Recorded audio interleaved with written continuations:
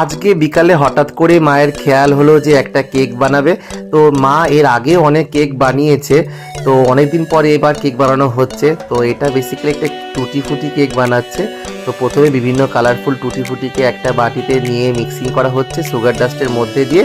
এবার সুন্দর করে মিক্সিং করে নিচ্ছে। এই টুটি ফুটিগুলো খেতে খুব সুন্দর লাগে। তারপর ভ্যানিলা এসেন্স চলে গেল, তারপরে টুটি ফুটিগুলোকে কেকের ব্যাটারে মিশিয়ে দিচ্ছে সুন্দর করে।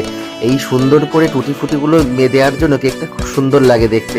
এরপর হালকা করে অয়েল বা বাটার ব্রাশ করে নিল কেকের প্যানে, তারপর দিয়ে দিল সম্পূর্ণ কেকের ব্যাটারটা। ওপর দিয়ে হালকা গার্নিশিং করে নিচ্ছে টুটি ফুটি দিয়ে আবারও। আর এই কেকটা এত সুন্দর লাগে খেতে, আমি এখনই জানি কেকটা খুব সুন্দর খেতে হবে। ও আর দেখো, বলতে বলতে আমাদের কেক রেডি।